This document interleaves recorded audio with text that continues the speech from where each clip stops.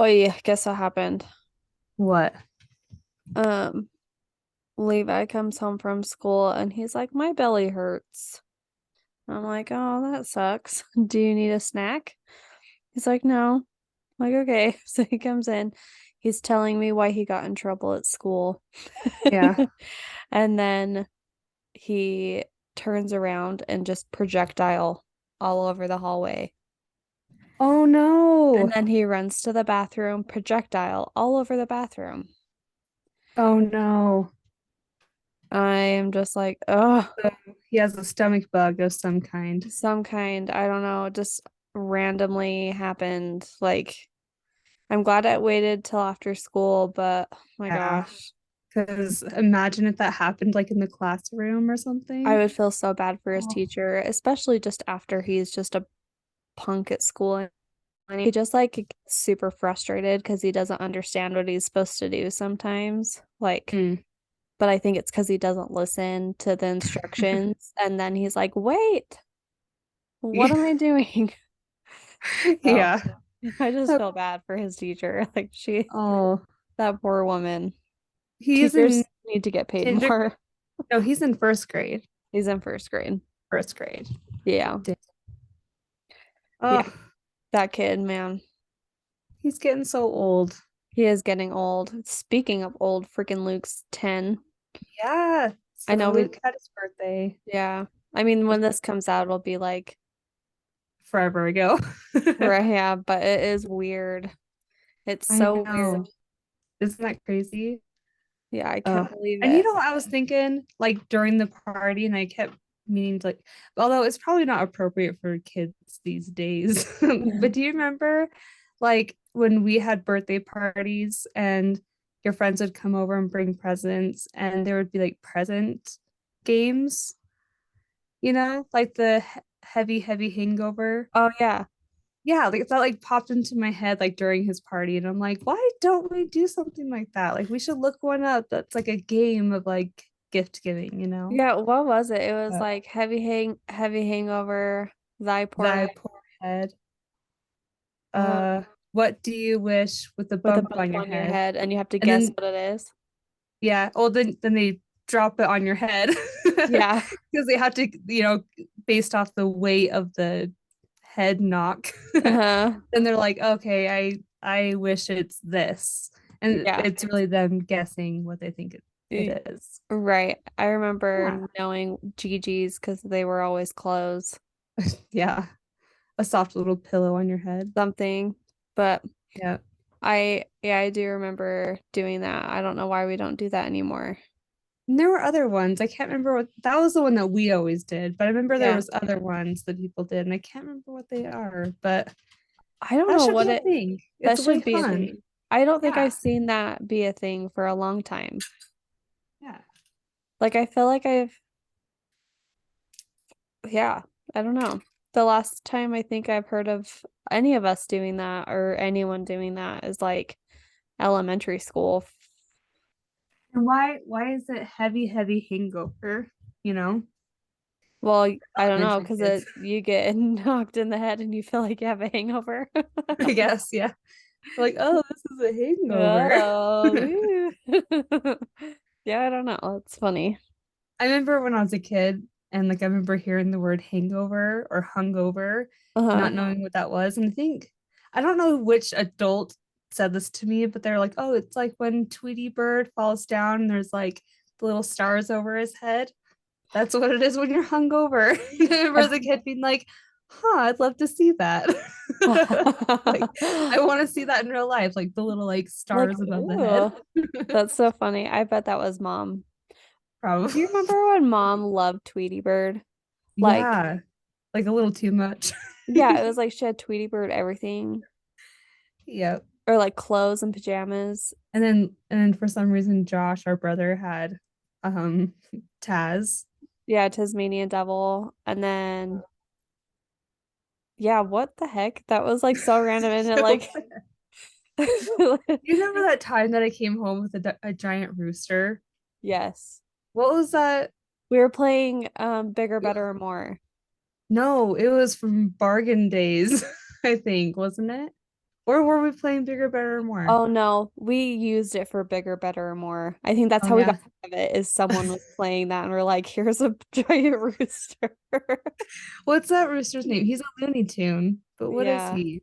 I The don't I don't rooster from Looney I don't Tunes. remember. Let's I see. remember not knowing who he was either because I got him in fourth grade when we were learning about bargain days and everybody had to bring something to bargain. And somebody brought this giant, like, oh, I don't know, like it was bigger than I was as a fourth grader, brought it to school. And then I took it home and my mom was like, "What is that?" I'm like, "It's a Foghorn rooster." Leghorn. Yeah, whoever that is, Foghorn. Anyway, Yeah, Foghorn Leghorn. yep, that was Katie had a him. giant roost stuffed the Foghorn Leghorn. Oh, that was a And time. yeah, that was like the most random thing. But I loved playing bigger, better, more Oh, in that that was fun. neighborhood. And I feel like the people we knocked on the door, almost everyone tried to participate. Like Yeah. we'd start with like a penny or a paper clip or something Mhm. like that. And then Didn't we get a bike once? Like in the end, you know? I don't remember. I don't remember what we've gotten from that, but I remember liking to play Further. it. Yeah, it used to be way fun. And you Yeah. get the most random things too. Like I remember because we did it when we were like doing like church activities. And Yeah. didn't we do it like boys versus girls? And like in the end, like after 2 hours or something, you'd see You one see who got the who got yeah. the best thing. And I swear the guys, didn't they end up with like one of those trophy fish that sing or whatever? Yes. It was the most random thing, but we all Yeah. started with like a penny or a paper clip, and I think it was a paper clip. I think And they won. I think that's why I remember that. Because like, dang, yeah, they won with that. I know. Yeah. What the heck? And I think it's fun. It was fun to like see all the things you traded for and what people were willing to like give you. It was like from their DI pile. Yeah. It's like, oh, here's an old jacket. Yeah. So Oh funny. gosh, those are the days. Yeah, those were good times. Early I 2000s. I sometimes like when I drive past that neighborhood, I'm like, oh, Yeah. there were some fun things we did in that neighborhood. Yep. We were the coolest era of kids in that neighborhood, guaranteed. To this day, I don't know what's going on there now, but I can hands down say that we were the coolest bunch of kids. I We bet ruled it. that block. I think they're all old people now. Yeah, we are. But I just No, the mean like, people who live there now, I think they're all oh, older. like And there's no youngsters. I don't think there's many kids there. Hmm, it's But probably true. Because a lot of people that were there when we were there were old and yeah. like retiring and stuff. Yeah. But Well, yeah, we were definitely the coolest generation of kids in that neighborhood. yeah, we were the kids that played kick the can and like ghosts in the graveyard in Yeah. the circle. Yep. Anyway, should we get our episode started? Oh yeah, I guess we could do that. Okay. Oh, good times. Yeah, those were good times. But welcome everybody to episode 32. Oh, 30. Uh, Thought this was 33. This is 32. isn't it 32? Hold on a second. I labeled our meeting 33, but if it's 32, that's okay. I'm stupid. Well, let me just double check because maybe. Oh yeah, yeah, this is 32. Yes. Okay. Okay. Ah, Whew. I think I got confused because I was planning my next story also. So 32 and Oh, 33 kept running back and forth, but I couldn't remember which one we were on. Okay. yeah. No, you're good. Anyway, Yeah. Welcome to episode 32 of Haunting Cold. welcome. I realized, April, we keep forgetting to introduce ourselves. Oh, I'm April. Yeah, and I'm Katie. We are So, sisters and we are podcasting. yeah, this is something that we've chosen to do. And this is something that you're choosing to listen to. Yeah. So we're all choosing to be here. All right. We're on Yeah. the same page. We're all on the same page. We're all consenting adults to this activity. Right. This is weird. Well, anyway, so I wanted to ask you though, how's your Halloween? It was good. It was. Yeah. I didn't end up having a Halloween party. Yeah, sorry. Yeah, it's fine. I Everyone, I ghosted you. Not ghosted you. What's the word? you Failed. flaked. You flaked Flaked. on me. Just I'm kidding. sorry. You bailed. Um, I bailed hard. Pretty much everyone bailed actually. So, Oh, and so I was like, okay, cool. So we kind of just had a family night, which was totally like it was chill. It was good. yeah. But I saw your Halloween, pictures. what? I saw your pictures Yeah. Yeah. or So videos. yeah, Yeah. we just chilled and then for Halloween we just went trick-or-treating. I volunteered in the kids' classrooms, which Wow. my goodness, those teachers do not get paid enough. But Really? How did that go? it was Is it as bad fun. as it really sounds? Like, what grade did you volunteer for? I went into Axel's classroom and then immediately ran into Levi's classroom, Okay. like So, a little bit after they had started their party, and then they did the parade mm. of the costumes after. And anyway, so it wasn't as bad. I have to say volunteering in the classroom is way, way, way better than doing PTA things. Okay, that's good to know. As I someone who hasn't volunteered yet. I volunteered for a PTA situation for Red Ribbon Week where all I was doing was making copies. It took me Mhm. 6 hours Ugh. because I had to make a packet, like copy a packet for every single kid in the school. And it Holy took moly. forever. And I'm sure the So, copier kept jamming or running out of ink or whatever. it actually never jammed or anything. The only thing that would That's good. happen was like I would have to keep refilling the paper, obviously, and then like the teachers would randomly come in and be like, "Can I use this?" I'm like, "Yeah, just give it a second." So Yeah. like I kept getting interrupted because like Yeah. teachers had to use the teacher facilities, and Right. It's like, so actually, can you go somewhere else? I'm like, "Oh, I'm sorry, doing PTA stuff. yeah, this is more important." Just kidding. But no, it was fine. I just realized like not being like all the moms know each other, but they're all Mhm. in wards together. And so Oh, it's there's like a really, community. yeah, they're like they have, they're like whatever. I just don't know anybody. And so it feels really weird to like go and be like, "Hey, I am not Mormon here, but let me just sneak in here and And try I to be don't want to talk helpful." about it. Yeah, and I'm like, I don't. And they're sitting there talking about like going to activities and doing this stuff, and I'm just like, oh, I can't relate. You know, Yeah, it's just weird. It was uncomfortable, but that's hard.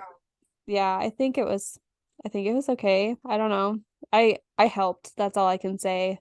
But I don't know if I'll Yeah. be volunteering anytime soon, just because that was a very long day of copying papers and stapling packets together. Hey, So, well, you did more than what most parents do at yeah, all. So yeah. give yourself a pat on the back. Never again. Just kidding. But You could just put like, like, yes, I'll volunteer for PTA, but like comments, be like, but don't make me copy things. yeah, but Don't put me with the copier. keep me away from the copier. It was chill. It was just like I didn't expect to be there that long. Yeah. How's your Halloween? Oh, it was good. Um, the reason I didn't go to your party is because my freaking van went kaput. And let me tell Again? you, what? Again? Well, just that's just why yeah, again. So like we took it to the mechanic and they fixed it after several $100s. And so, but I was without my van for like 2 weeks or so. Yeah. And I got it like just days before Halloween. And I hadn't had a kid's costumes yet or anything. So I'm like, I have a lot to do this weekend. I can't come to your party. So Yeah. anyway, so my Halloween weekend was really stressful because I was just like panic assembling their costumes and like trying to Yeah. make sure that was taken care of. But I got it all done, thankfully, the Sunday or the day before. Hmm. And then we had a good Halloween. Nobody really came and trick-or-treated at our house. Like I stayed home and like waited for kids to come by and like maybe two came by, but I was watching out the window and kids were like skipping our house. I'm Did like, you know? have lights So on or anything? I had lights on and decorations and everything, and I even like opened the door and went and stood out on the porch with my like bucket of candy, and like no one, like they saw me and just kept walking, and I'm like, well, I'm not gonna beg or throw You're this at like, you. candy. Yeah. Yeah. You know what we should do? We should just have like kids walk down like the street and we just throw candy at the sidewalk. You know what Like my a neighborhood parade. was doing? They like sat in the driveway and Oh, like really? had it was kind of like trunk or treating. Like they were like some were sitting in the back of their cars, some Oh. were like just on lawn chairs, and they just sat in the lawn so that people didn't have to keep coming to their door. They just like Mhm. handed out candy as people walked past. And I was like, Yeah. that's kind of smart because it's like you don't have to come up to my door, knock on the door, say trick or treat. Like everyone said trick or treat still, but Hmm. it was kind of But cool. maybe it's because people didn't want to walk all the way up to our door. Um, Because ours does yeah, have a little pathway to the door. So it's like yeah. maybe that's, I bet they were just like that's the easy ones. yeah, because like if you can't walk up the lawn to go to someone's door, Yeah, right. what's the point? Right. Maybe that's why. Yeah, Well, that's maybe funny. next year I'll just start throwing throwing the candy like through the bushes and be like, here, Yeah. you're not gonna trick or treat. I'll give you a trick. Yeah, do that. All That'll go right, over next great. year. Next year. The house is throwing candy at people. That's me. Yeah, or you just put them in like a Nerf gun and start Yeah. shooting them at them. Just Yeah. kidding. That would be considered assault, probably. Or maybe yeah, I'll just sit out on my driveway next year, You can I make like a guess. cute little like thing out of the back of your van or something, like a Yeah. little setup somehow. Or maybe like project like a movie, like a Halloween movie. Oh yeah. There was someone who did I think you did this once when we did trunk or treating or something, made their van car trunk thing into like a monster mouth. Oh And then yeah, you I reach did that. in to the monster mouth and Yeah, get their it's an easy candy. one. So that would be Good easy. idea. Anyway, Well, yeah. Anyway, welcome to episode 32, and I hope everybody had a great Halloween. yes, but by this time it's almost Thanksgiving. Yeah, My Thanksgiving. gosh. Are I you was gonna putting a ask you too. Sorry, I was gonna ask you too. What's your favorite thing to like cook for Thanksgiving? I like my caramelized carrots. Hmm. I like making that better than anything else. Yeah.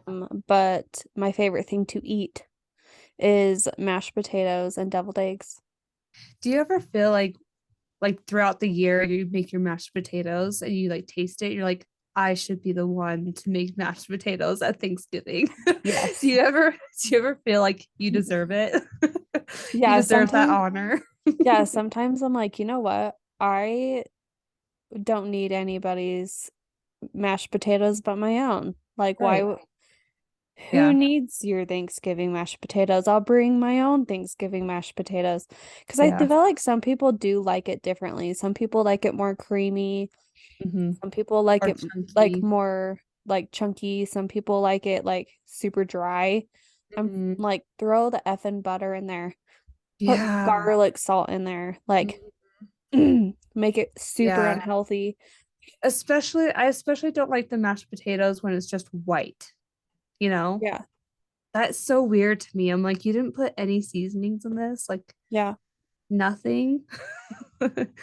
Anyway, I always stress over the mashed potatoes. Like, is the person doing it? Am I gonna be able to trust them to nail it? Right. It's an important dish. Well, and no one makes enough. Yeah, that's true. Either they make enough or like too much or they don't make enough. Right. But Hmm. it's pretty rare that someone makes too much mashed potatoes. Yeah. We should do like a mashed potato cook-off for Thanksgiving. Oh, I'd be down for that. Yeah. You And we could make do like really sweet good potato sweet or potatoes when you don't mhm. light them on fire. Yeah, that's happened. Yeah, that's happened more than you'd like to admit. Yeah, that's true. Well, Like should I every tell other my time. story? Yes. Might as well get to it, right? Yeah. Um, okay. So I got a lot of information on this YouTube channel called, oh shoot, what is, I have the link, but I didn't write down the name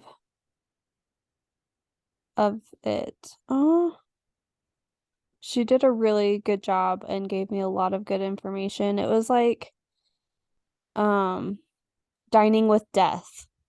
Oh. That's what the YouTube channel is called, and her name is Stacy. She gave a lot of really good information on this story, as well as Wikipedia, obviously, um, and Archives West. Anyways, are you ready for this story? Have you heard of Rulon Allred? No. Okay, this might get long. Okay, so Okay. bear with me. Um, yeah, bear with me. Okay. Okay. On May 10th, 1977, in middle of the day, Dr. Rulon Allred was examining a patient in his clinic when two women in obvious wigs and disguises walked into his clinic, didn't say a word to the receptionist, and they walked right past her and went room to room until they found Dr. Allred in an exam room, and they shot him and killed him. Oh my gosh. Yeah. They just casually walked out without saying a word, got in their car and left. The receptionist called 911 and police arrived um at the clinic, which was in Murray, Utah. Okay. Mm. So before we get into the investigation, I'm going to tell you about Rulon Allred, okay? Okay. Yeah. He was born in Chihuahua, Mexico on March 29th, 1906. Um, he wasn't of Spanish descent, he was Caucasian, but I'll tell you why he was in Chihuahua, Mexico. Okay. Um, his parents were Byron Harvey Allred Jr. and Marilyn Evelyn Clark. He was raised in a fundamentalist LDS family, which is also known as FLDS. It's a break off of mainstream Mormonism. They basically, so they just continue to practice the plural marriage. For those who don't know, Katie and I know, but I'll just throw this in there. Um, the FLDS continued practicing plural marriage, or polygamy or bigamy, whichever one. They're all kind of mean the same. After the church stopped practice, or the mainstream Mormonism stopped practicing in 1890, but it's been illegal in the US since 1882. Okay. So, Right. um, let's see. Anyway, so Rulon was born into this family, not something you can really choose. Yeah. But because of polygamy being illegal, his father and the many families that he produced had moved around often, mostly through the West Coast in Canada. Um, when Rulon was a teen, he left his father's way of life and joined mainstream LDS Church. Mm-hmm. On June 9th, 1926, he married a woman named Catherine Lucy Handy in the Salt Lake City Temple, and they moved to California, where Rulon became a medical professional. Um, so what he started practicing was naturopathic medicine. So I'm sure you know what that is, but it's just natural remedies to promote healing, Mm-hmm. like your body doing its own healing instead of using pharmaceuticals. Yeah. And he was also practicing chiropractor. He was a practicing chiropractor. Mm-hmm. While Rulon was living in California, he held many LDS church callings. And if you don't know much about the LDS church, a calling is basically like an unpaid responsibility within your church group. So every like neighborhood, basically, well, collections of neighborhoods or a ward, uh, whatever. It's hard to explain. There's just a Almost bunch of every active adult in the Mormon church will have some kind of calling, whether most, it be like the librarian, or the Nursery in the nursery with the little yeah, babies, or or like a primary teacher or a young women's leader. And there mhm, was like several leaders that, and they would just rotate who has to teach that Sunday. yeah. So, I think he and held then for some, the men too. yeah, he held some like leadership roles in like the stake presidency and stuff. Mm. And a stake is like a group of ward groups. Yeah. Yeah. There's like wards Right. that are like a few neighborhoods that go to a church at a certain time. Yeah. And then the stake is like the group of wards in that area. Right. Yeah. I don't know. Okay. It makes sense to me only because I know, but if I Yeah. don't know, I don't know if that made sense I or not. I know it's hard to explain when it's like if you don't know what Mormonism is, we just know it because we grew up in it, but yeah, sorry. If you want more Sure. explanation, we can try. Yeah. Um Right in. yeah, Or let just us know. Google. Yes, that'd be a faster answer. Yeah, but if you want to hear us struggle to explain it more, let us know. Yeah. Anyways, so he was like active in his group church area. Okay. Hmm. In 1933, Rulon's father, Byron Allred, wrote a book defending the practice of polygamy called A Leaf in a Review. After this, Rulon wrote his father letters asking him to stop practicing polygamy. But instead, in that back and forth exchange between Byron and Rulon, um, unfortunately, Byron was able to get his son Rulon to reconvert to his view of polygamy. And Interesting. as you can imagine, Catherine, Rulon's wife, was not stoked. She was not interested. Hmm. She's mainstream Mormonism and she's like, hell no, I'm not doing that. Are you crazy? Yeah. Right. And any woman would be like, I'm not sharing my man with no freaking 100 wives. Like, Susie. are you, yeah, are you kidding me? No. Right. I still can't understand why a man would want multiple wives. Well, I can understand why they would want multiple wives. I just can't I understand don't. why. I don't know. I'm Josh just too Dan, jealous of a person, like I've said before. I'm yeah, not good at sharing. I never mastered that as a kid. I didn't master it as an adult. I no, won't share. I can't. I can't share either. And you Sorry. know what? Josh would lose his mind if he had more of me. I'm not high maintenance, but I'm freaking hard to handle sometimes. So, like, there's no Yeah, way he would want to deal with multiple. But I mean, some guys think it's great, I guess. I guess so. I mean, but can you imagine having like 50 kids? Like, How noisy would that be? You would never have a minute of silence ever. You'd just have to rip your ears out and say, "Sorry, kids, can't like hear you." Josh's uncle has 9 children. And I'm like, he's like, I have to, he has a spreadsheet. He only has 9. I mean, only, but if you think about polygamy, he has a Yeah. spreadsheet on his phone that tells him what kid has what birthday, how many days until that birthday, what age Wow. they're going to be. Like, he has it so he doesn't have to remember. Still, like, really weird that, like, this guy has 9 kids, but then, like, polygamous men have, like, 50 to 100 kids, and you're like, Yeah. how do you know all their names? You couldn't possibly know them. You Mm-mm. couldn't even keep track. Like, It'd be like in Horton Hears a Who. Remember the mayor who has yeah. like 200 kids? Yeah, I That's what love it'd be that like. movie. And like his only boy is like a little emo. Yeah. I love it. Jojo, I think. Yeah, No, not Jojo. Is it Jojo? it is JoJo. Is it? Okay. Yeah, that's funny. I love that movie. I love That's a that movie golden too. one. I want to watch it now. I love it. Okay. Okay, on with Anyways, your story.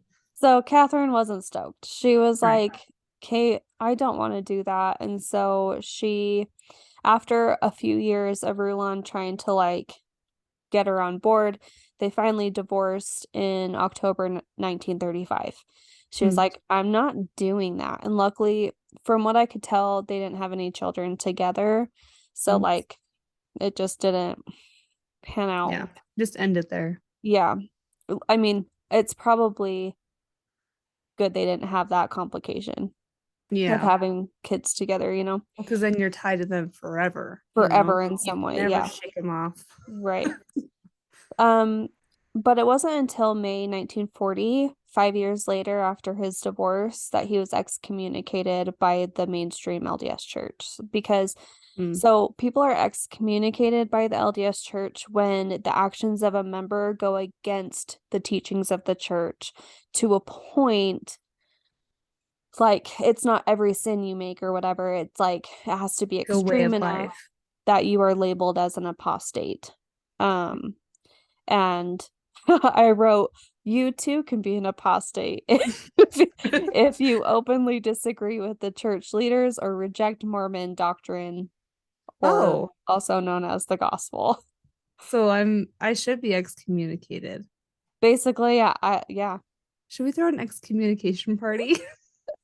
Oh my gosh, Katie, my next line that I was tempted to not say. I was like, party in outer darkness after the second coming. Yes. Sorry. Oh my gosh. I should say, listen, like we grew up Mormon. Um, Right. and like our podcast at this point is focused in Utah. Hmm. It is really hard to stay away from Mormon topics because that's just the history. That's how Utah was founded. That's how, like, It's been the most, majority of the culture here, yeah, the people that live here are mostly Mormon. or Um, influenced by Mormonism. yeah, it's just like you can't get away from it. So if we offend you, I'm sorry. We do have opinions on it, which we try not to share too much, but it just is what it is. We grew up Hmm. LDS, so our experiences kind of influence our opinions and how we feel about certain things, but you're always welcome to Skip skip ahead. skip ahead if you need to, or um, like keep an open mind and know that we don't always have to have the same opinions, and that's okay. And just like roll your eyes and move on. Yep. like like that's okay. Let us be the Looney Tunes and you just, Yeah. ignore what we say and move on, like April Yeah. said. And I'm just we both are very interested in keeping facts, but we do put in our opinions every so often. So Yeah, we'll try to be more careful about not being like offensive, but right. we But those of you who are ex-mos, as we like to say, I yeah, guess, um, there's a party in the outer darkness. So see you you're there. invited. Yeah. Yeah. So after Rulon was excommunicated, he moved to Salt Lake City and joined the United Effort, which is a break-off polygamous group. So there's a bunch of, you'll see a pattern, and I say this later, but like you can kind of notice a pattern in FLDS groups where they, like, there's a main group and then there's a bunch of break-offs. But Mm. it's because it's because like one guy is like, you know what? I had a revelation that I'm the prophet, actually. So, so, then, so that they Huh. make their own group with their own family and have a bunch of wives and create their own. They literally like birth their own followers, basically. Uh, Wow. That's so just Yucky. ugh. Save them. Yeah, I know. Save the babies. Yeah, I know. Seriously, they have no choice but be in these. Sorry if you're FLDS. I listen, I know a lot of FLDS people that, like, I don't know them personally, but I like follow a bunch on TikTok that just escaped like the Warren Jeffs Mm. thing, and they, share a lot of their personal stories, and like, yeah, um I am sorry that you grew up in that. I'm Mhm. sorry you were subjected to that kind of life, Yeah. because by the age of like 8 years old, they're being groomed to marry one of their uncles or something, it's awful. Sickening. Like they It's don't even get a childhood. No, they don't. They're taught how to be a wife from the age 8. And Yuck. like it's just oh so gross. Anyways, okay. So Rulon, um he joined this united effort group, and as he was in that group, he climbed the ranks pretty quickly. He built congregations in Mexico and California. And he was working closely with a man called Joseph Musser. And Joseph Musser was considered the prophet of a different FLDS group in Short Creek, Arizona, called Apostolic United Brethren, which is a breakoff group of the United Order effort. Oh boy. Yeah. Um, It just keeps going. yeah, just have a revelation and you too can be a prophet. Okay. Okay. Cool. Anyway, or pretend you had a revelation, obviously, and then just Right. so you can have power over people. Okay. Mhm. Yeah. Anywho, Anyway. um, and in May of 1945, the state of Utah convicted and incarcerated Rulon for his practice of polygamy because it's illegal Mm-hmm. for many reasons. But yeah, Right. it's illegal. Anyways, so while he was in jail, he befriended some members of a different polygamous group who were there for the same reason, obviously, and that was the LeBaron group.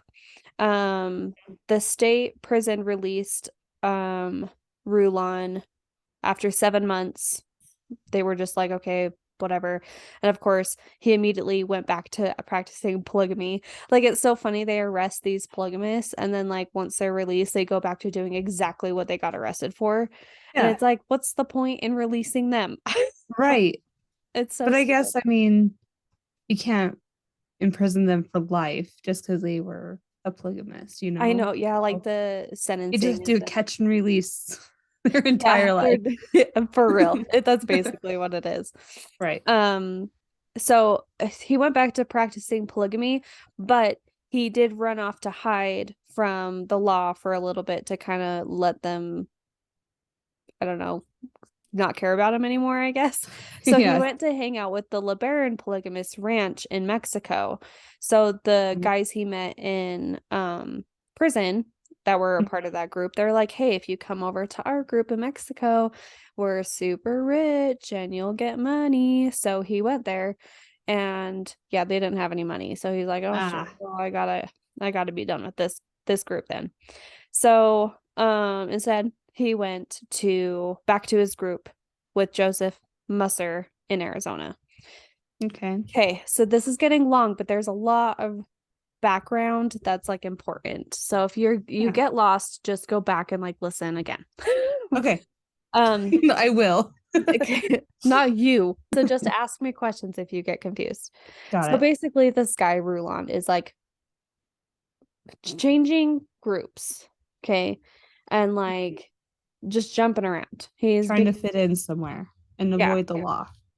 But in 1954, his friend Joseph Musser died, and Rulon assumed leadership of his group. Oh, he became a prophet Yeah. or Well, I wow. think he just like wiggled his way in there and was like, Oh, "Oh, Joseph would want me to be here." So that's right. what it is. So, Got it.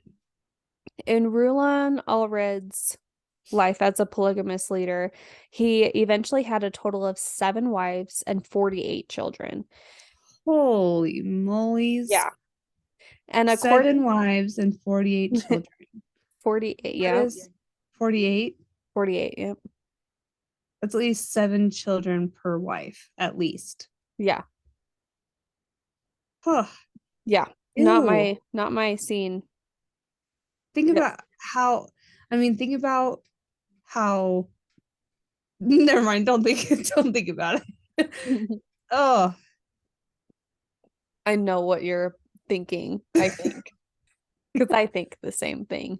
because it's like, your chances of getting pregnant are what? And it's like for them to get pregnant, and it's like, so they'd have to do it that many times. with a guy who's also doing it with 6 other women. Yeah. According to his 28th daughter, Dorothy Dorothy Allred Solomon, she wrote a biography. She said after his original 7 wives, he was pressured by his group to be sealed to widows and other women who wanted to be sealed to their prophet. Like they're like, that would be so special if I was Mm, sealed to you. So all in all, he ended up having 16 wives in total, but only had families with 7 of them. I see. Yeah, really weird. Anyways, so Rulon led an arguably liberal community. So, he encouraged his followers to go out in the world and make money and just bring it back to the community. Mhm. Where other FLDS groups like Warren Jeffs and Ervil LeBaron, they kept their followers on the compound and they were like, so basically there's other FLDS groups who were way more strict with their followers. They had to stay on the compound. They couldn't fraternize with people outside of their group. Mm-hmm. And Very so, isolated. well, and not even like within their group, like boys and girls could not talk to each other. Oh, really? Like, yeah. And Wow. I don't really talk about it, but it makes me kind of sad, but so the girls are basically groomed to become wives, right? Mm-hmm. But they're wives for the older men in the leadership, not wives for the boys that they're growing up with. Mm. So these boys basically grow up being free laborers in the community, but when they become of age, they basically are kicked out and Mm. told to go live in the world and figure it out. So, So no education, probably. they have no education, they can't read or write. They all they can do is basically do labor work. And often they're sent out like FLDS groups are we noticed them in southern Utah and like St. George area. Yeah. And um the what was that YouTube channel I was talking about? What was her name? Stacy with ah dining. What is it called? Sorry. Dining with the dead or something. Dining with Death. No, Yeah, something like that. sorry. I wish I sorry. I just want to get it right because she was talking about dining with death. I'm sorry. I just want to make sure I was right. But Mm-hmm. so Stacy with Dining with Death, she lives in St. George and she talks about these boys that are kicked out of these polygamous groups because they don't want them marrying the women. Because they're That's probably competition. so sad because they probably build. I mean, you were saying like the boys sometimes don't get to talk to the girls, but if they Yeah. do, I mean, just think about the kids you grew up with, and Yeah. like you build relationships with them Hmm. only to know that you will never get Be to like build onto that relationship with them. right. Like that'll Yeah. never happen. So That's these sad. boys that are kicked out of the polygamous groups, they basically, you know, they are called the Lost Boys in St. George, according to Stacy. Mm, She says like you see these boys that like have no education and can't hold a job because they don't know how to be around people who aren't their basically brothers and cousins. mm-hmm, And so a lot of them end up in trouble with the law because they steal because that's all they know. Like they don't know what else to do. And like mm-hmm. they're just basically little orphans that are Yeah, I mean they've they been just don't shunned by their community. they don't have the skills to survive in our community or like our world. Right. So it's just really That's sad. sad. It's just very, very sad.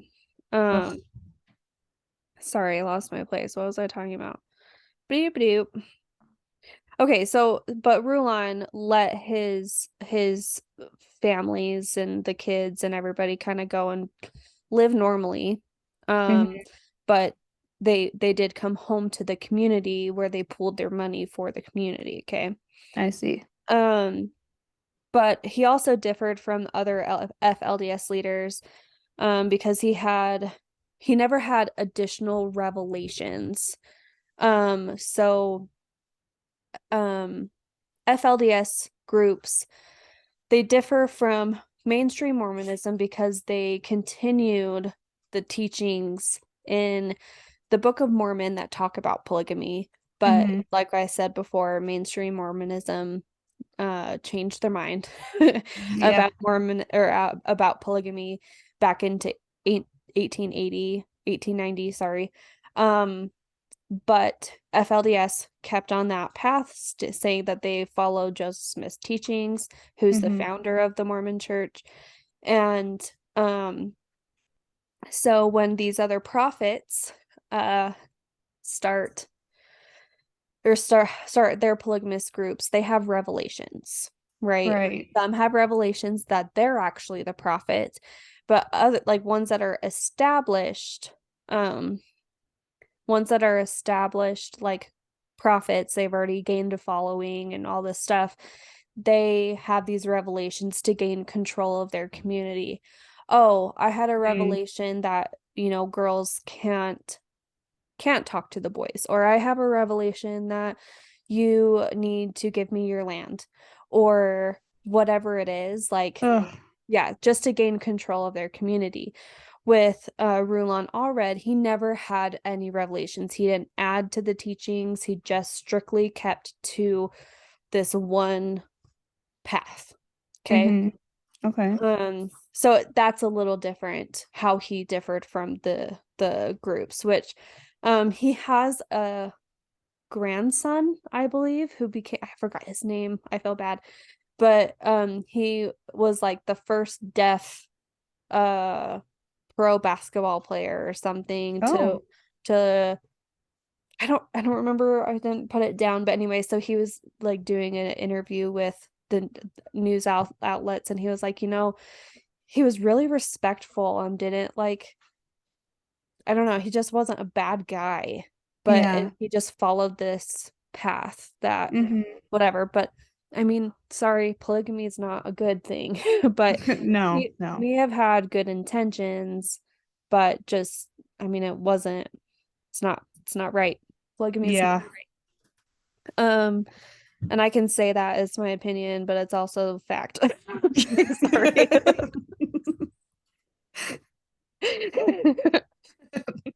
I'm not doing good at not. Yeah. Okay, you know what? Whatever. Okay. You're good. I agree with you, at least. Okay. As long as you and I are on the same page, Yeah, like, I'm in your corner. Don't okay, worry. cool. I mean, I just, I, whatever. Okay. I'm trying not to say more because I'm like biting my tongue and I'm like, just Right. stop. There's so many things I can say, but just shouldn't. But should I? No, I Yeah. shouldn't. That's what like the battle in my head right now. Like, should I continue making people mad? Or should I Knowing when to stop. struggle? Should I just struggle to stop Well, the talking? hard thing is like we can't read the room, you know? Because the room is 2 weeks later. Yeah. Right. So we just talk and talk and talk, and Yeah. then we don't know how people feel until we get text messages And they're weeks like, later. hey, I didn't like that. And I'm like, oh shit. Like, I don't know what to say. I didn't see the expression on your face when I said it, so Yeah. I couldn't tell. I didn't know I was offending you 3 months later, which is when some people are listening to this. Oh, I'm talking too much still. No, you're good. Okay, Okay.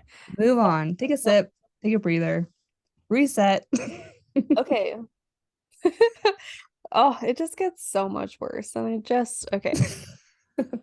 So I'm like, we're like an hour into this story, and I just feel like you're gonna be like, this is too much. Okay. No, no, you're So good. We're now only let's like go. 30 minutes into the story.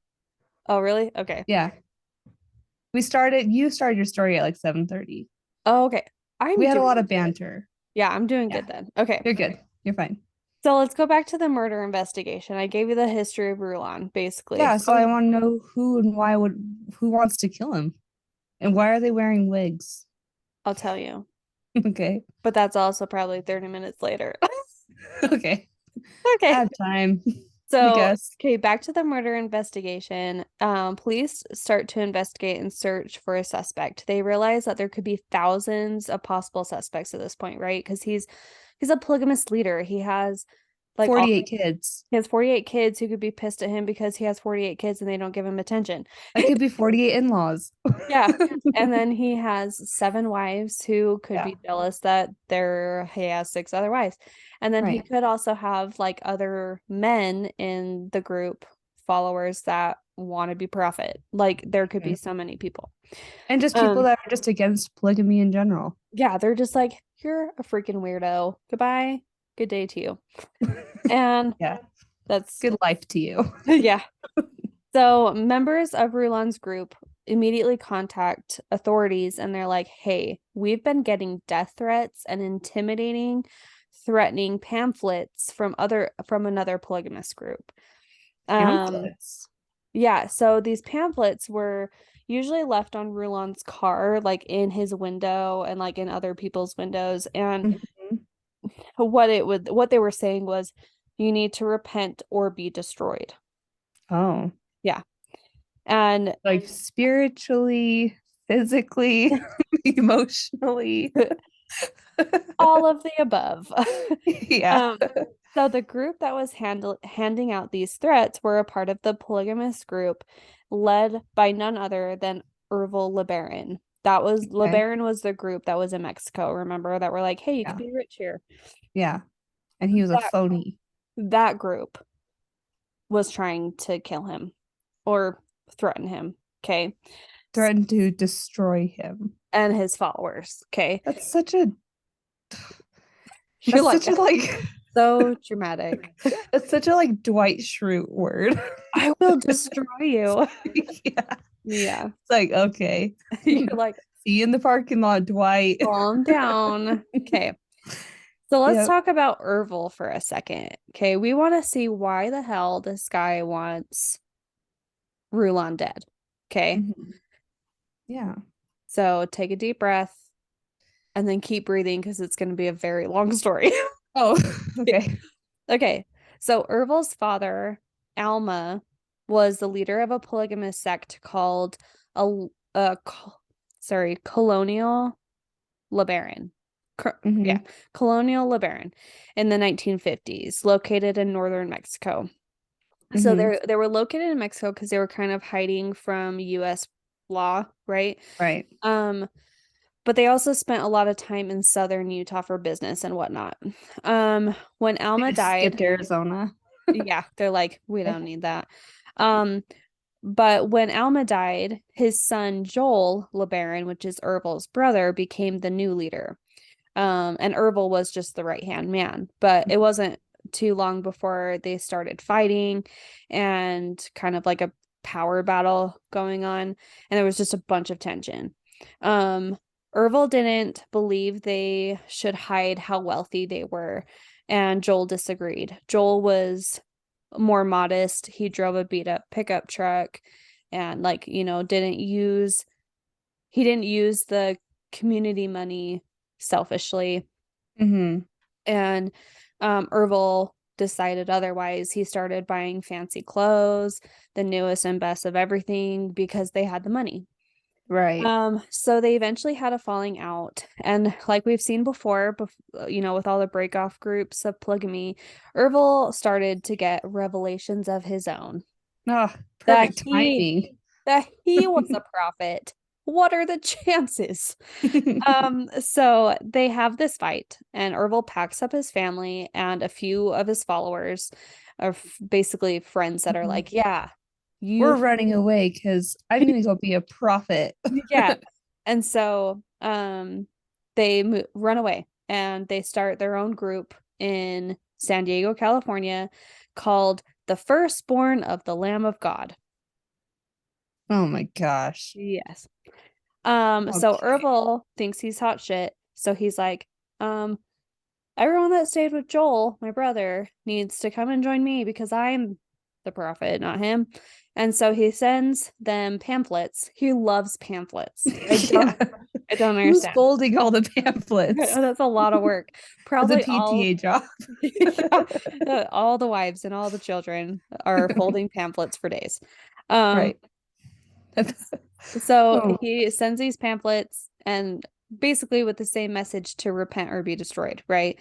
And they're just like, okay, Ergol, let's relax. We think you're a joke. And so yeah. he's pissed off. And so this rivalry is created between the two brothers and their groups, right? And they call Mhm. themselves the Joelites and the Herbalites. Oh my goodness. Yeah, like the Nephites and the Lamanites. Yeah. Yeah, Yeah. freaking idiots. You stupid idiots. No, they think they're so Stop what you're special. doing. It's not cute. I know. This is not, I bet they got this jerseys sounds like made. they are, it sounds like an extreme form of like LARPing, you know? Yeah. It's like, what are you doing? You Oh, guys are being very silly. Okay. yeah. Anyways, so the We're gonna get Joelites, costumes. yeah, they need jerseys and they're like, you know, mm. Yeah. Anyways, so the Joelites and the Herbalites basically are at war with each other. At this point, Ervil has decided that Joel must die for his sins, and he preaches to his group that he is too far gone and needs to be executed for his sins in accordance with the doctrine of the blood atonement. Oh, Okay, okay. let me teach you a little bit about what the blood atonement is. I will do a completely different story on this, but it's just a sneak peek. Okay. Pause. Sorry, this has nothing to do with your story, but like Okay. hold still. Okay. You see on your right shoulder, your hoodie, Yeah. how like it makes a straight line? Uh-huh. It goes straight up with a crease at the wall. It keeps, yeah. Do you see Look. that? Go over the other way. Yeah, right there. Oh my gosh. It's a perfect line. It keeps like Yes. catching my eye because I'm They're like, like the same color. yeah, I'm a isn't part that of the weird? wall. That's so funny. Yeah. So like anyway, There. it's been thanks. Okay. My eyes kept like seeing that. I'm like, should I point that out? Here, I'll just like sit in middle, so it's like Okay. not even a Thanks. possibility. Okay, Okay. so the blood atonement, I'm going to talk about just for a little snippet, okay? Mhm. What it is a doctrine mentioned in the Book of Mormon. Mhm. The Book of Mormon is what Mormons believe to be another testament, sorry, testament of Jesus Christ in addition to the Bible. So it's just like Mhm. an addition to Right. that. Um, yeah, that's a whole thing. But anyway, so Yeah. the blood atonement is where the atonement of Jesus does not redeem an eternal sin. It does all the other sins, but not Mhm. eternal sins. To atone for an eternal sin, the sinner should be killed in a way that allows his blood to be shed upon the ground as a sacrificial offering, so he does not become a son of perdition. That sounds like some Illuminati shit. Right? Yeah. Like It's the like, did you see that was it Doja Cat? I think had an Illuminati birthday party. really Yeah. weird. And it's like freaky deaky weird stuff. Look Huh. it up, I people. should. It's That's weird. and part of me, like my first gut feeling was like, they probably did it for satire. Like it was Yeah. probably just like because people just to get people to talk about it, to be relevant. But the Yeah. other part of me is like, what if they're just not Cooper? giving a shit anymore? Like what if they just Yeah. don't care to hide it? So I know it's it the crazy. Illuminati freaks me the hell out, and I really hope you do a story on it Yes. because I think it would be intense. Okay. Oh, I will. Definitely for So, an on deck of dust. right? Okay. Yeah. So basically what it means in normal words is like a certain sin Mhm. could be a death sentence because it's too big for Jesus, what Jesus atoned for. It didn't cover that. Mm. So you have to shed your blood to atone for it because Yeah. Jesus' blood didn't. atone for this certain sin. Okay. So, and to become a son of perdition basically is just a soul who goes to outer darkness or hell. So, outer darkness is just the Mormon word for hell, basically. Yeah. Okay. So mainstream Mormonism has denied the validity of the blood atonement doctrine. They basically said, oh, it's just a theoretical principle, but it's in the Book of Mormon. And Yeah. Brigham Young in his first presidency believed sins including apostasy, theft, fornication, or adultery were worthy of blood atonement punishments. The first one you said was apostasy. Uh-huh. So that's like what we do, right? That's what we were That's talking about. it's basically yeah, it's basically if we lived in Brigham Young's time, it would be worth killing us because we Dang. have denied the Mormon gospel. Yeah. Yeah, yeah, yeah, You're yeah. bad to the bone. I know. I'm bad. I'm bad to the bone. Okay. Um, but that's a story for another day. Okay. Yeah. Right. That's a whole thing. It's a whole thing. And people who don't want to hear it are gonna have to skip it. But okay. Okay. Anyway, I'll I'm talk ready. about that another episode. Anyways. Okay. Okay. So Erval Mm. is using this blood atonement doctrine to put a hit out on his brother Joel. Okay. Yeah. Because it just fits like we've said in the past, it just fits for what they're needing, you Yeah. know? They Like, just change hey, the rules for whatever they need. yeah, conveniently, Yeah. we have this thing called the blood atonement in the Book of Mormon, and it means I can do it if I see fit. So, So August stupid. 1972, a group of Ervil's followers asked to meet with Joel, and because they used to be Joel's followers, and they were like meeting together to be like, hey, we want to talk to you. And Joel's probably thinking, oh, you probably are worried about being in Ervil's group and you want to come back to my group, so I'll meet with these guys, right? So Hmm. he walks into this house and it's just an empty, abandoned house, and he's like, oh shit, this is bad news. Like, he got Yeah. a bad feeling. Something's up. So he turns around to leave and they grab him, beat him, and like a group of men just beat him senseless. Whoa. And one of them shoots him and Joel dies. Oh my gosh. Oof. So the murder of Joel LeBaron actually gets traced back to Ervil, and he's arrested and charged with the murder of his brother. But due to a technicality during the trial, he ends up being set free and was never sentenced for it. What was it because he wasn't the actual person to do it or something? There's nothing that says why he got set free. They think that maybe he bribed because he did have money at the time, that he bribed either the jury or the judge. Oh, yeah. But there's I don't know why he Yeah, was. there's yeah. Um Hey. okay, so Joel and Ervil's youngest brother, Verlin, he took okay, sorry. So Joel and Ervil are brothers, right? Right. They have a youngest brother named Verlin, and he ended up taking leadership of Joel's group Mm-hmm. because he Okay. was basically the next in line. Yeah. He's the next heir of this thing. Um, and so Ervil's like, okay, well, now you must die because you are now a leader of a group that I want to be the leader of. Oh, So, oh my gosh, this guy just like can't stop killing people. especially December his own family. Jeez. Right. December 26, 1974, Ervil rounds up his troops, gives a speech about how evil Verlin is and that he needs to die, and they got into their pickup trucks headed from San Diego to Los Molinos in Mexico, where the Joel and Verlin group was living at the time. Okay. Mm-hmm. They drove through the community throwing Molotov cocktails into the huts where the families were living. You Uh-oh. know what Molotov cocktails are? I only know of that because of the whole Russian-Ukraine war. Okay, well, I'll just say for the people who don't know, pretty much everyone knew but me.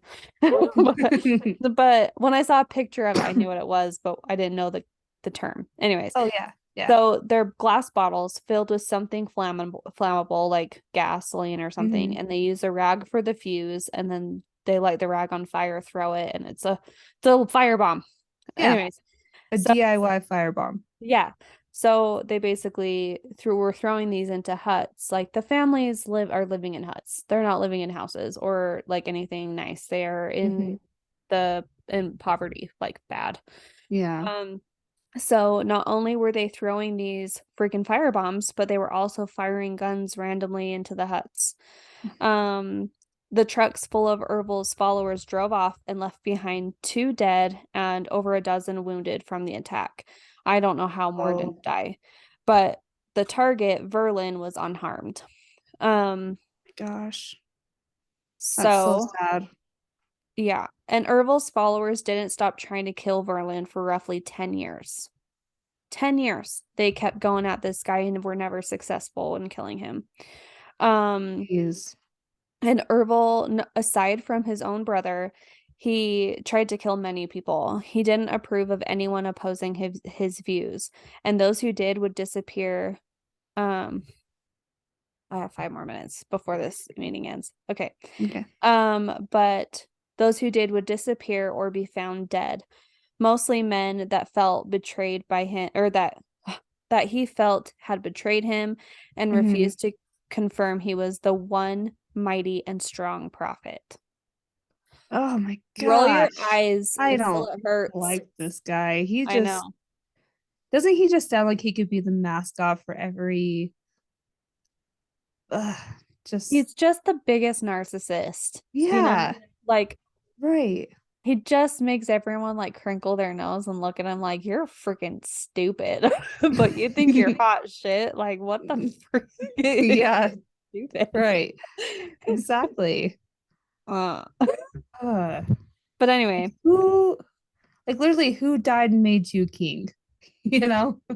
his dad, I guess. Like, yeah, I guess. And then It's he's just like, my brother should not be this person. It should be me. And just decided he was, and then killed everyone who said he wasn't. It's friggin' nonsense. Okay. yeah. So he didn't stop at his henchmen being killed, like the guys who like betrayed him or whatever. He went as far as to have his own pregnant daughter murdered. Whoa. Yes, like he's nonsense. He is absolutely crazy. Yeah. He had his wives killed, like random wives killed. So he never did it himself. He just sent people to go do He it. sent people to do So it. he was like a serial killer almost, but with henchmen. Yes. Yeah, That's exactly. nuts. Yeah. So he had his pregnant daughter killed, and her body had never been found. Oh Like wow. whatever happened to her, I make breaks my heart. He had Mhm. some of his wives killed. He had mother-in-laws killed, followers, and rival leaders. Oh my gosh. And his hitmen were not only like some men that were following him, but he actually used a lot of his wives to do his dirty work. Wow. Yeah. And like they probably felt like they didn't have any choice, you know. Yeah. Because you know, like you were saying, because if you go against what he says, Mm-hmm. then you are also a target. Right. Yes. So yeah, I feel like I'm sure all these people were literally against their will Yeah. Yeah. Like they were like, and like okay, roped into it. I think they were scared of him because he was so willing to kill everybody. And so And it's like, anyone. yeah, Yeah, it's like, that's okay, scary. well, I guess I have no choice. So around 1975, Erbil sends a group of basically missionary spies. So they're there, and he sends them to Salt Lake City to scope out Rulon Allred and to threaten him and leave the pamphlets. Okay.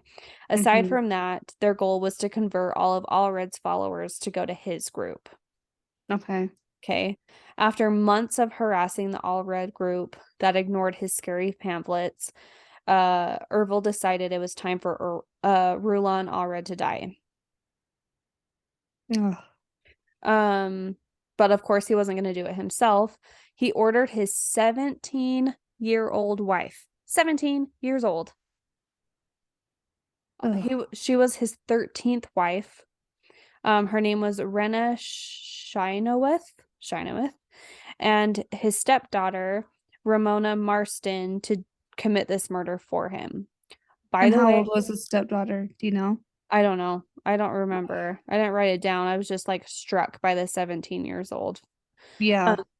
So Rena, the 17-year-old, she was born into this polygamous cult, right? Mm-hmm. She was groomed early to marry Ervil, and she married him when she was 16 years old and he was 42. Oh, Isn't that gosh. disgusting? Uh, yeah, that's just so sad, It's just you like these know? girls have no chance. Yeah. Like And they, what? they don't know any better because like That's what they know. that's yeah, exactly. Oh, And who knows like if like you don't know like if they're being like if there's domestic violence, you know. oh, And oh, yeah, there is. yeah, There's a whole lot of nonsense in here. boy. So, okay, after the women walk into the clinic, right? It's Rena and Ramona. They walk Mm-hmm. into the clinic, they shoot Rulon Allred to death, and they walk out. Then they dump their disguises into a dumpster. Mm-hmm. Luckily, two people were walking in a neighborhood and they just happened to look into this dumpster. They found a bag with wigs and a box that had it contained a gun that had been purchased, right? Mm-hmm. One of the dumpster divers remembered the story on the news that included these murders and wigs and disguises, and they reached out to authorities. See, dumpster diving is helping solve crimes. Yes, Okay. do it for that. And Right. also for pizza. Just And kidding. mattresses. Yeah, and mattresses. Oh my gosh, I forgot. I told everybody about that. Okay. I'm disgusting. I'm dirty. I am so sad. Okay. Right. Okay. Okay, so the investigators get to the dumpster and see on the box, the gun box that included the serial number, and they were able to use a database that included gun serial numbers. And just 2 days later, they found the dealer that sold this specific gun. Mm-hmm. And they were located in Denver, Colorado. The Okay. dealer confirmed a woman purchased the gun, and her name was Nancy Shinowith. Shinowith. Oh my gosh, that Okay. last name is difficult. Yeah. Um, they looked into Nancy, and she was one of Irvin's followers. But it was impossible for her to be the murderer because she had a solid alibi. She was at a local activity for one of her children, or Mm. school activity for one of her children. They Okay. questioned her anyway, and Nancy admitted that she gave the gun to her sister, Rena Shinowith. Shinowith. Oh my gosh, I can't say it. Yeah. So now police are looking for Rena. She's on the run, and police are pretty convinced that Erbil was behind the murder, but they need to find Rena and Ramona first because they need the whole story, right? Right. Right. But at this point, Erbil's first wife, Delphina, who is basically okay, Delphina, I my heart breaks for her. She's a Mexican woman, and she's Mm-hmm. basically been a slave to Erbil. Um, she was his first wife of this polygamous situation, Mm-hmm. and she finally finds the courage to get out of the situation she's been in for so many years. Okay. Yeah. She and her children have basically been forced to work at Erbil's appliance repair business for years. No money. The only thing that they get in return is a place to live. Okay. Delphina contacted the authorities to say she's willing to talk to them about Erbil's crimes as long as they protect her and her children. Authorities were able to get Delphina and her kids out of there and back to Salt Lake City. Um, she immediately starts telling police about the dire conditions at the compound in Mexico. Mm-hmm. They have no more money in the family, and basically Rulon does nothing. He doesn't work. He doesn't do anything. He leaves it to the wives and kids to run any business he's ever had. He doesn't do Yeah. anything. He's a freeloader. He's just created all these worker bees, basically. Right. Um, the women are forced to walk around nude. The children are being neglected, and there are rumors of bestiality on the compound. Oh no. Yeah. Not to mention, everyone on that compound is terrified of Erbil, right? Oh no. That's horrible. Yeah, it's awful. All of it is horrible. Everything you just said is like The worst, right? Delphina also tells police that Rulon Allred wasn't really the main target of Mm. of that whole plan. Um, sorry, Hmm. hold on. I had to burp. Okay. Um, the reason that they killed Rulon was because they were trying to draw out his younger brother Verlin that Ervil was has been trying to kill for a decade at this point, right? Okay. So the idea was that if Rulon had a funeral, that Verlin would show up and to support the Allred group, and at that point it would give Ervil the opportunity to murder Verlin So finally. he was bait. Yes. Wow. So Delphina said she had a first-hand account of the order Ervil made to kill Rulon for that exact reason, and that was enough for authorities to arrest him. But Hmm. they couldn't find him. Oh, Yeah, Ervil went into hiding, so they were unable to find him for quite some time. But they did finally find Rena and Ramona. They were arrested and tried for the murder of Rulon Allred. okay. At her trial, Rena was 8 months pregnant with Ervil's baby. Oh After no. 2 weeks of testimony, she was acquitted of her charges. Oh, Yeah. The let's see. The jury believed that she was brainwashed. Um, yeah, and, that's fair. and none of the witnesses could positively identify her, even though she was wearing a disguise. They still needed some kind of something to put her the in that place, right? Hmm. Oh, whatever. But prosecutors were kind of shocked. They're like, we have enough evidence, but the jury collectively decided to be like, no, you're good to go. And it's just weird. Well, it's hard. I mean, man, I feel like that is such a debatable thing, you Yeah. know.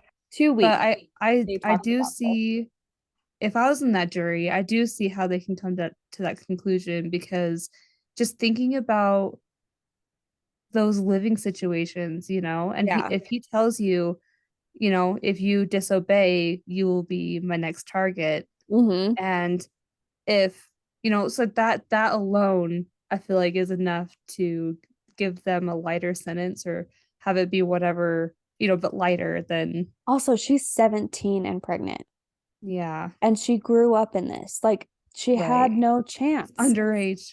Yeah. So Ugh. I can see why they came to that also. Yeah. Yeah. I could see it. Um, so Rena went on to become an author. Oh, She wow. wrote a book called The Blood Covenant, Mm. about her experience with the LeBaron group. She became an anti-polygamy activist and has moved on with her life and has remarried. Wow. So she's doing good. And she Um, had the baby, and did she end up keeping the baby? Do you there was know? I didn't dig into her a Oh. whole lot, just because the story is so long, but Yeah. I do want to read her book because I'm Yeah. very curious because it's a first-hand account and she does admit to what she did in the book. Hmm. Right. She's like, I'm So, not hiding anything. So if yeah, you want to know, here you go. right. Dang. So, That sounds like a good read. yeah, so that's The Blood Covenant by Rena Chenoweth. Okay.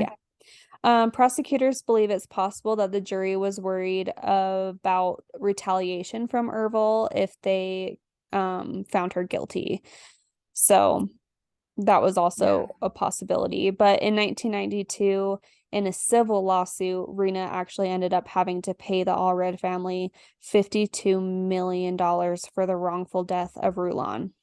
So she Wow. didn't have jail time, but she did end up having to pay the family. That's crazy. Ramona, on the other hand, the other woman in this uh situation, she just basically pieced out before her trial and was never to be found again. She fled the country and no one knows what happened to her. Interesting. She just And what do skipped we know jail. about her? She's just, She was the stepdaughter of LeBaron huh.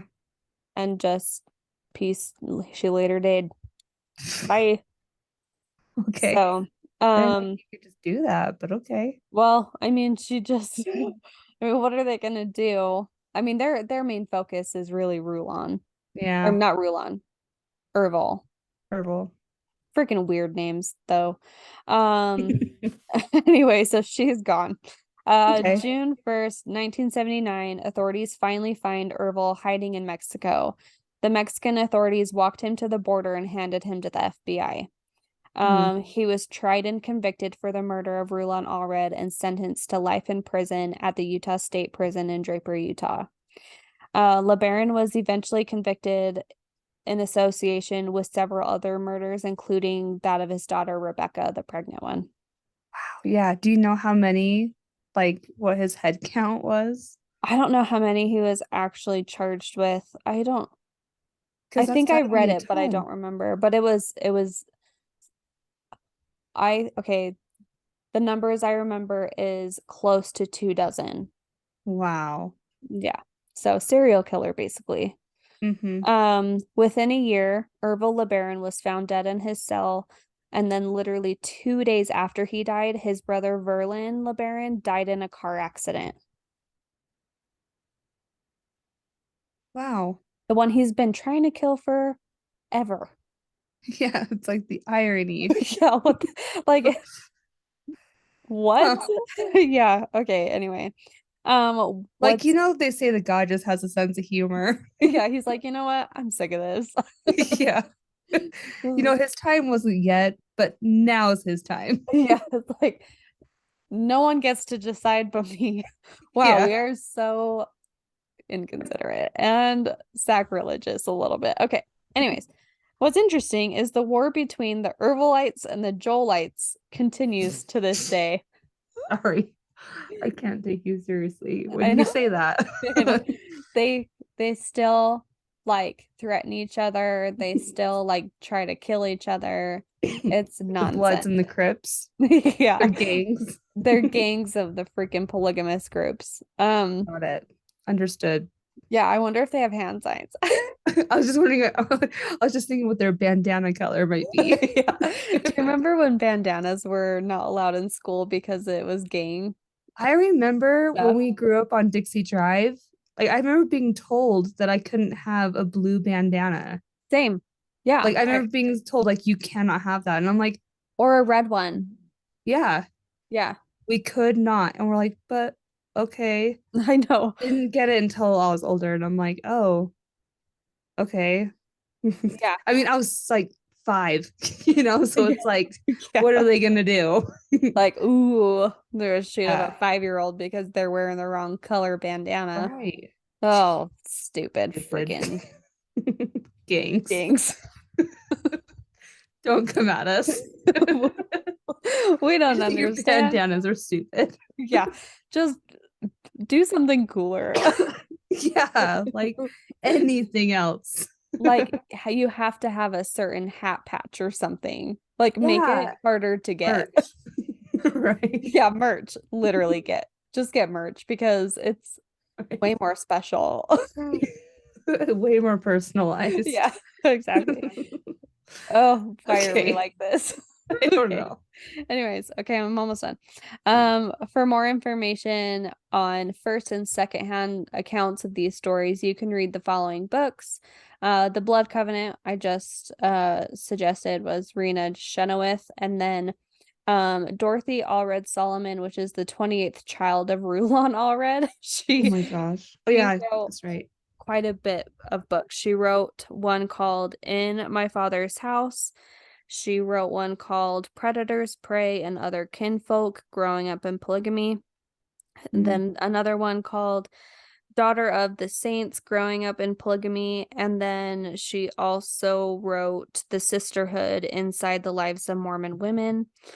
Mm. Um, a woman named Irene Spencer. She was the wife of Verlin and the niece of Rulon Allred. So they had family in common.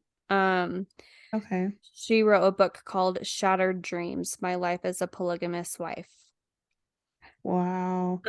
We should Yeah. shout those out on Instagram. Yeah. Also, Oh, fun fact, do you watch Sister Wives? I don't. But no. that show, there's a woman named Christine Brown. She's the granddaughter of Rulon Allred. Wow. Yeah. but I don't watch that show. So So drama runs in the family. drama runs in literally every family.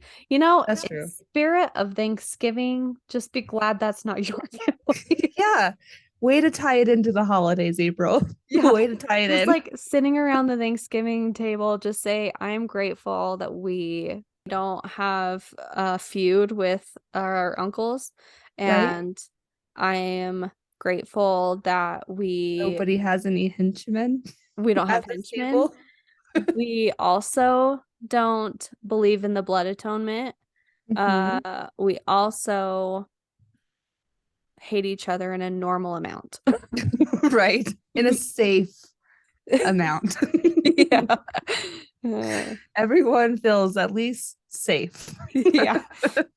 Mostly. Right. For the most part.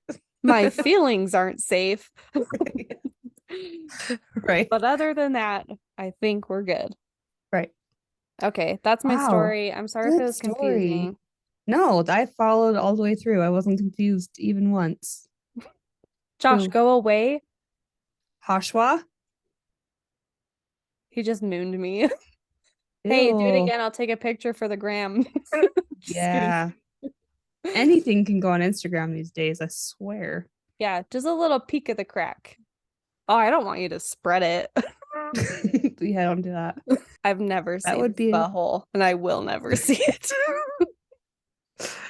good to know. I don't I think I've seen can't. Mitch's either, though, to be fair. So, Yeah, I'm just not interested. yeah. No, I mean, I assume they all look the same. And if they don't, I don't want to find out. Right. Because then I'll be like, what does mine look like? And is it weird? Right. Is it supposed to be that color? Okay. Let me find my notes. Was that confusing? No, not at all. Okay. I was just like worried about all the names being freaking weird and not being able to keep them straight. I did a couple times get confused between um All the LeBarons. not the LeBarons, the guy that was murdered and the guy that sent him to be murdered. Oh, Herbal and Rulon. Rulon and Rulon. Yeah, their names in my head kept getting mixed up, but Oh, I I got it in the end. could have also said them interchangeably and not Well, notice. I know what you meant and not what you said. Okay. Well, let's hope someone else no one says anything. Yeah. Well, I think that was really good. Good storytelling. I was telling you before, I thought the blood atonement meant like just where you Like like a cut your handshake. hand. Or yeah, like where you cut your hand and like in Pirates of the Caribbean, Yeah. you know? Yeah. That's what I thought that was. They literally killed people for their sins. That's It's like nuts. you went to your bishop and you're like, I messed up. I did something with a boy. And they're like, well, you gotta die. Yeah, Like, like, that's hmm, nuts. yeah. Well, you ready for my story? Yeah. Okay, I gotta get closer because I'm blind. So, my story this time is in the paranormal realm, but this time there's no ghosts. Okay. And I decided to give you all a little break from the ghosts just because we just got over Halloween. Let's just take in a deep breath of fresh air and talk about well, we're gonna head down to southern Utah and talk about the curse of the Escalante Petrified Forest. Hmm. Okay. Have you heard? No. Okay.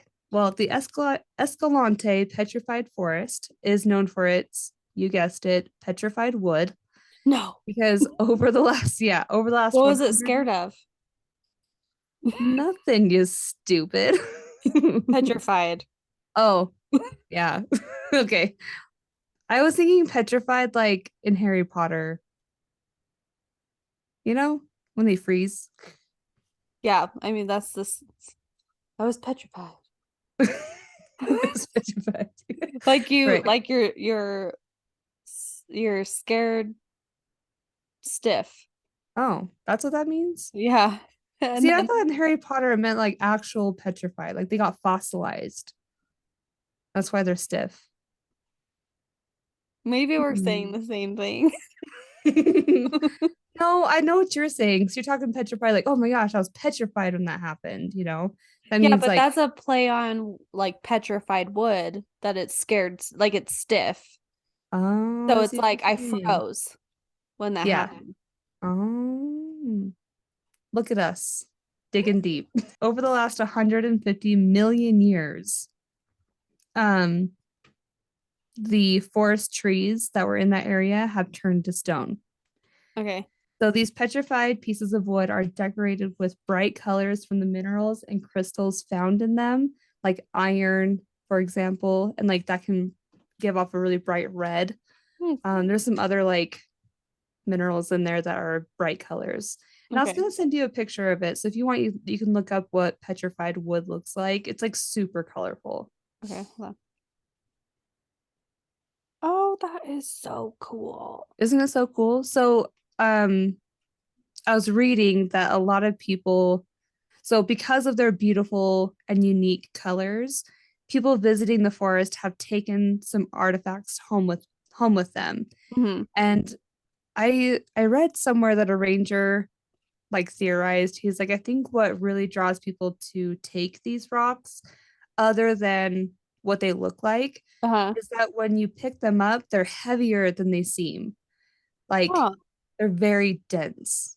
So he's like, I just think people are very fascinated with just that part of it. But many of these artifacts have been returned to the park with notes or letters attached to them, apologizing for taking the pieces from the park. And many of the letters explained that ever since they took it, their lives had been a complete wreck and filled with bad luck. really?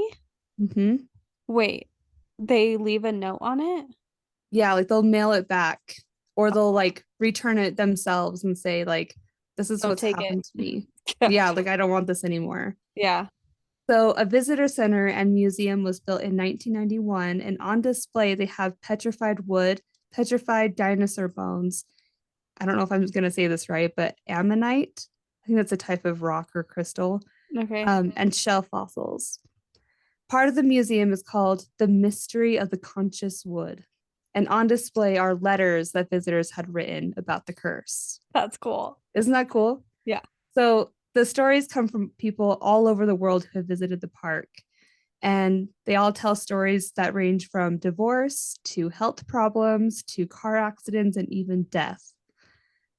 And I No. saw a YouTube video of a ranger who explained that it's really unfortunate when people take these rocks away from the park because right now, well, even still for the last decades, it's been used for scientific research because Mhm. it's been, over 150 million years Right. this process has been happening. So archaeologists are going in and like trying to like learn about it. So Hmm. when people are taking the rocks from their original place, it kind of messes with their research. Yeah. Yeah. And he also explained that when people are returning these rocks, he's like, we can't just throw them back out into the park because people that are doing their research might find it and be like, oh, this was here when it wasn't really originally there. Yeah, because people So, have taken it somewhere else. Yeah. exactly. So, to keep it consistent or to keep it authentic, they just toss these returned rocks into piles that are set up outside of the park, like Ugh, the that entrance of sucks. the park. It's like, why can't Yeah, people just leave shit alone?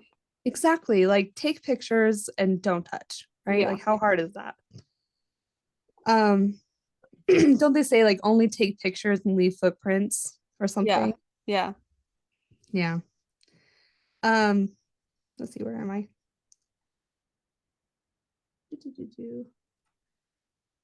Let's scroll down a little bit. So, sorry. One of these stories said that this person had taken some rocks from the forest and had been experiencing bad luck and had her daughter return the rocks. Shortly after her daughter returned them, they found out that her daughter had cancer. The So they daughter think, who returned it? mhm. So they Oh, think that that is related to the curse. oh. Right. There's a bug on my screen. It's been flying Hey, all over. Josh, did Levi stop throwing up? He hasn't? Ugh, Uh-oh, that sucks. that does suck.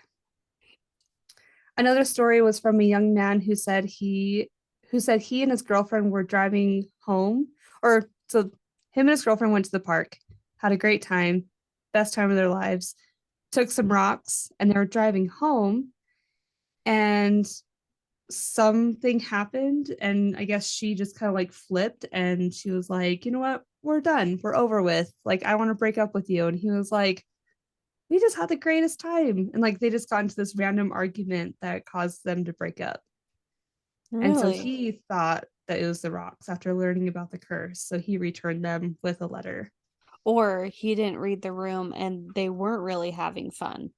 Only he was having fun. And she was like, Are you These not rocks are stupid.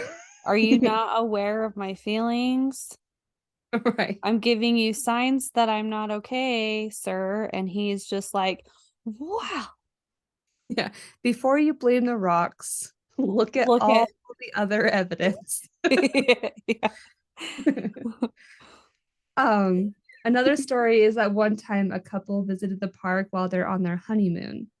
They found a rock that they took home with them and they put it on display as a memorabilia of their honeymoon. Mhm. They didn't have an easy marriage, and by their 20th anniversary, they filed for divorce. In their divorce papers, the rock was mentioned, and they ended up arguing over who took the rock because neither of them wanted it. They accused the rock of cursing their marriage and causing their divorce. So, Also, don't blame the rock. Look at all the other I evidence. know, right? It's like 20 years of bad marriage. You can't blame it on a rock, you know? Yeah. But okay. Like it's amazing that if they were cursed for 20 years that they put up with it for 20 years, you know? Right. How did it not Well, end sooner? I wonder if like it just bubbled to the surface and like one of them was like, you know what? And this stupid rock. It And then one of them's like, it's cursed. It just has to be cursed. And the has other to be one's like, if you this. really believe that, we're divorced. Yeah. It's So like the rock turned you into a raging bitch and the yeah, rock turned me into an asshole and here we are. right. Damn it. Rock. All right. One guy took a 300-pound rock, and in his letter, when after he returned it, he explained it was worth, oh gosh, he explained that it was worth it to him to pay for shipping to return the rock that he had taken, and so that he wanted the curse to be lifted from him and that he was sorry that he took it. So just imagine about postage on a 30-pound rock. Oh, I thought you said 300 pounds. Oh, 30. I was like, dude. I might have said 300. I meant 30. Oh, okay. That's less money than I was thinking. Right. But yeah, that's pricey. All just to lift a curse. Yeah. Another letter tells a story about five girls who had each taken a rock. Almost immediately after leaving the park, one of them started to get violently ill in the back seat. So they pulled over to let her vomit on the side of the road. And as soon as they opened the door, a cloud of flying ants swarmed around and inside of the car. The rest of the ride to their hotel, they picked out bugs from their hair while one of them was still barfing in the back seat. So they get to their destination and they shower. After that, they decide to get food or coffee. And once they decided to get food and coffee, and once they got to their order and started driving again, they hit a bump, and all five of them had drinks in their laps, and they flew up and all splashed into their laps. So That sounds like a bad day.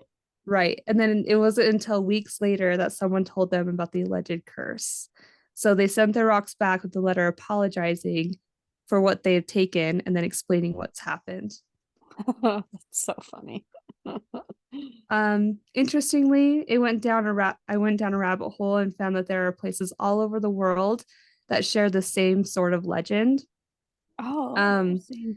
I didn't get a ton of things on this list. I just wanted to point out one that's like super duper similar, and that's from Hawaii.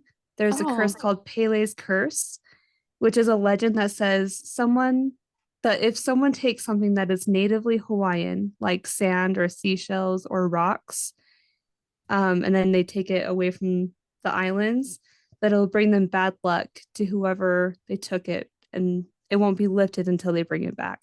Hmm. There's also a petrified forest in Arizona and one in Texas, and they both have similar curses as well, where the people have sent back the stones with letters.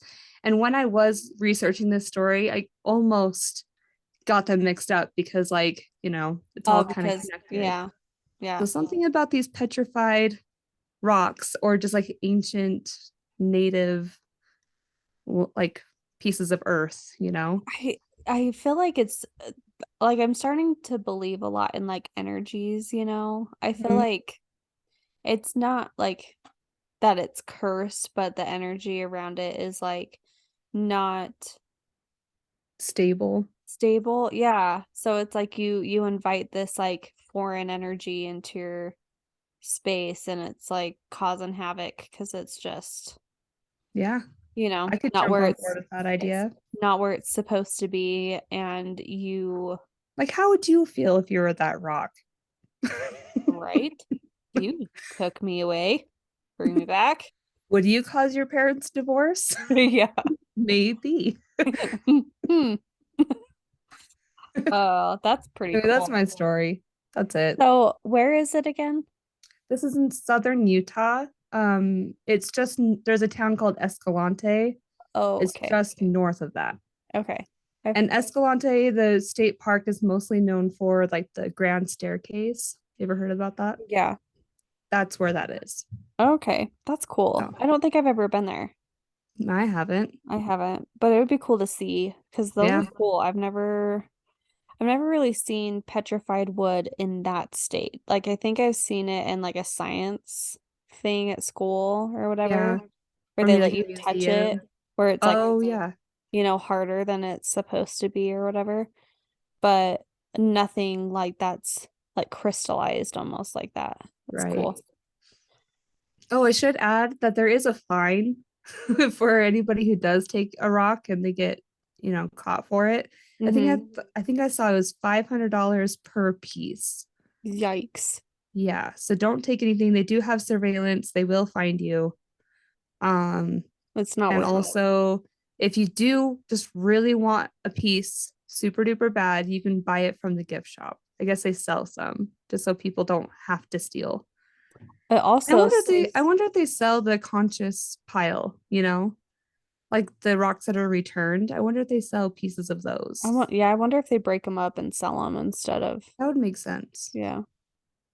Yeah. So thanks for listening, everybody, to episode 32. Yeah, that was a fun episode. That was a good one. Yeah. Um, so just remember that we have a Patreon. Yeah. And like we say every time now, just join. Just join it. You can see the video recordings of our episodes. You can get some presents in the mail.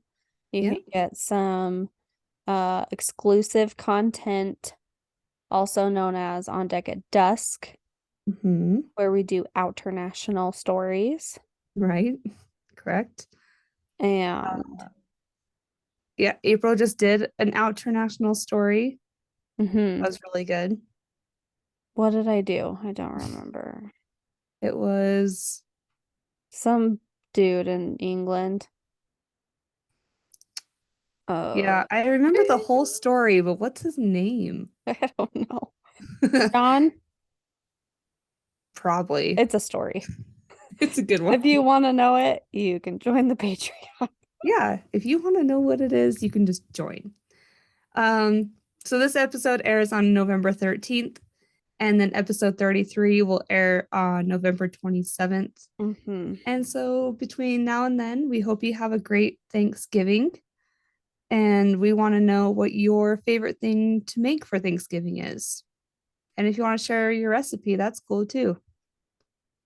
Yeah. Uh, Follow us on social media at Haunt and Cold Podcast, Twitter, TikTok, and Instagram. And visit our website to submit your personal paranormal or true crime stories and purchase merch if you want to. Yeah. And remember to tell your family and friends about us. Spread the word if you're not too embarrassed. Yeah, if you're not like, listen, I listened to this podcast and you won't like it, but you should give it a shot anyways. Yeah. Yeah. That'd be nice. Just give us a shot. Just one. But maybe go to episode 2. I feel No, like that's I where don't know. we lose a lot. Yeah. Is episode 1 is where people are like, you know what, this is not for me. It's a great filter, as we always say. It is a great filter. I think that's where we lose a lot of the active Mormons. Mormons. You know what? We're saving them from things they don't want to hear, I guess. You're right. You're right. You're right. It's better that they stopped there instead of later. Right. So, When they can really build a true hatred towards us. yeah. And like now I feel like we have our people, the people Mhm. who love and accept us for who we are. And Yeah. I say safely, there's at least 10 of you who really enjoy this podcast. Yeah. The other ones, I think maybe you're just bored. Just passive listeners. Yeah, they're just like, I gotta drown out the silence somehow. Right. And you've chosen us. Or So it's like, I need a daily dose of I'm not the stupidest person on the planet. I hope We're we there give, for you. yeah, We got oh, you. we give someone a little pep in their step about their, You're about like, their, today's shit, but at least I'm not April and Katie.